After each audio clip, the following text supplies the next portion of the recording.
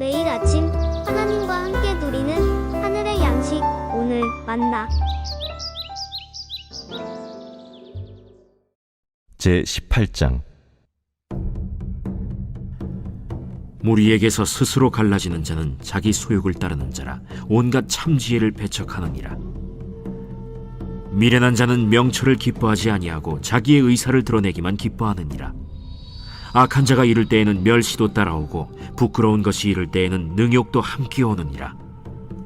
명철한 사람의 입의 말은 깊은 물과 같고 지혜의 샘은 솟구쳐 흐르는 내와 같으니라. 악인을 두둔하는 것과 재판할 때에 의인을 억울하게 하는 것이 선하지 아니하니라.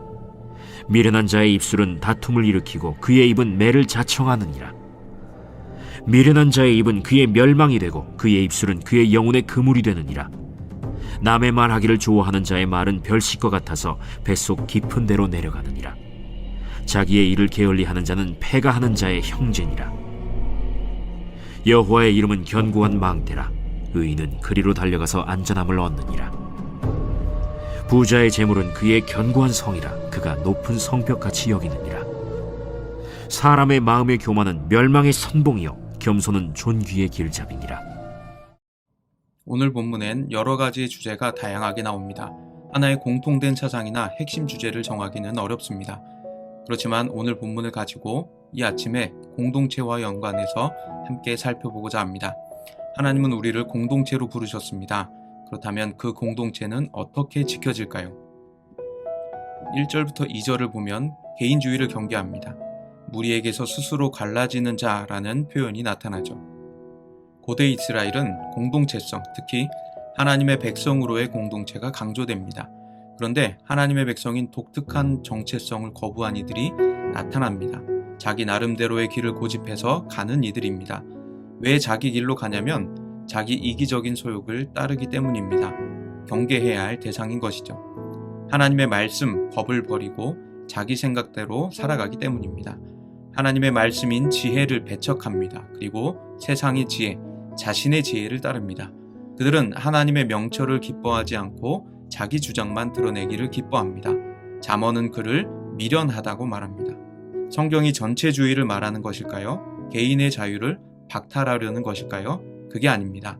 자기 소견에 옳은 대로 행했던 사사시대, 하나님의 뜻을 버리고 각기 제 길로 갔던 이사야 선지자 시대, 모두 하나님 앞에 범죄했습니다. 그들의 범죄는 하나님 말씀에 대한 무지였고 하나님 말씀을 배척한 일이었습니다. 때문에 우리는 하나님 말씀 안에 거해야 합니다. 말씀을 벗어나서 우리가 이룰 수 있는 것은 전혀 없습니다. 오히려 망하기만 할 뿐입니다. 내가 하나님보다 지혜로울 수 없고 하나님을 떠나서 우리는 지혜를 얻을 수 없기 때문입니다. 하나님께 속했다 하여 자유가 박탈되는 것이 전혀 아닙니다. 오히려 더 큰 자유를 누릴 수 있습니다. 그 안에만 진정한 평화와 자유와 쉼이 있습니다. 그리고 하나님 말씀 안에 거하는 사람의 입에선 선한 말이 나오게 됩니다. 바로 3절에서 8절 공동체와 말에 대한 부분을 우리는 살펴볼 수 있습니다. 먼저 6절부터 8절까지를 보면 입술이라는 교차대구법이 사용됩니다. 이를 통하여서 지혜를 전달하고 있죠. 미련한 자는 남의 말하기를 좋아하는 사람입니다.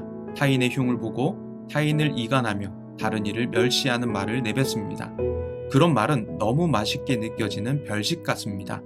탐욕스럽게 그것을 삼킵니다. 내 뱃속 깊이 들어가 자리를 잡습니다. 남의 말을 하는 것은 너무 재밌어서 타인을 끌어당깁니다. 그런데 미련한 자의 말은 나쁜 결과를 냅니다. 다툼이 일어나게 되고 말을 한 자신이 매를 맞도록 합니다. 자신의 멸망을 가져오며 자기 영혼이 그물에 걸리도록 만들게 되죠. 그래서 아무리 재미있더라도 이 말들은 삼가해야만 합니다. 하나님께서 기뻐하시지 않고 공동체를 파괴하기 때문입니다. 5절에는 하나님께서 정직한 말을 기뻐하신다는 것을 우린 다시 확인할 수 있게 됩니다. 거짓된 사적인 욕심으로 악인을 두둔하는 것은 옳지 않습니다. 재판 때 의인을 억울하게 하는 말은 당연히 선하지 않은 말입니다. 하나님께서 기뻐하시지 않고 공동체의 정직과 의의를 파괴합니다. 앞서 등장한 악한 자들에게는 멸시가 따라오고 능욕이 함께 옵니다. 여기서 능욕은 무거운 영광이라는 말의 반대말인 가벼움이라는 말입니다. 그래서 우리는 하나님께서 기뻐하시는 말만 해야 하는 것이죠. 하나님께서 기뻐하시는 사람은 명철한 사람입니다. 입에서 나오는 말은 깊은 물과 같이 심오한 생각을 가졌습니다. 지혜의 샘은 솟구쳐 흘러 생명을 공급합니다. 사람들을 살립니다. 기쁨이 됩니다. 악한 자와 반대의 모습이죠. 우리가 이런 사람이며 이런 삶을 살아가야 합니다. 9절부터 12절까지는 여호와의 이름이 나옵니다. 9절에 먼저 게으름에 대한 경계가 나타납니다. 자기 일을 게을리하는 사람은 집안을 완전히 망치게 됩니다. 공동체를 망치게 되는 것이죠. 만일 파수꾼이 졸거나 일을 게을리한다면 그 성은 적군에게 망하게 됩니다. 때문에 부지런해야 하고 늘 깨어 소임을 다해야만 하는 것이죠.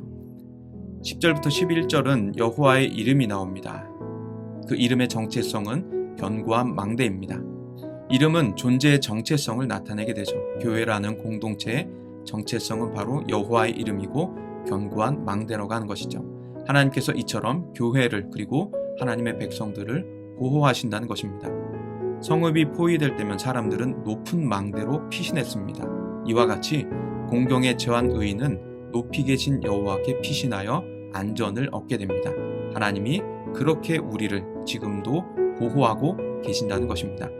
이어 부자의 모습이 묘사되는데 부정적이지는 않는 것 같습니다.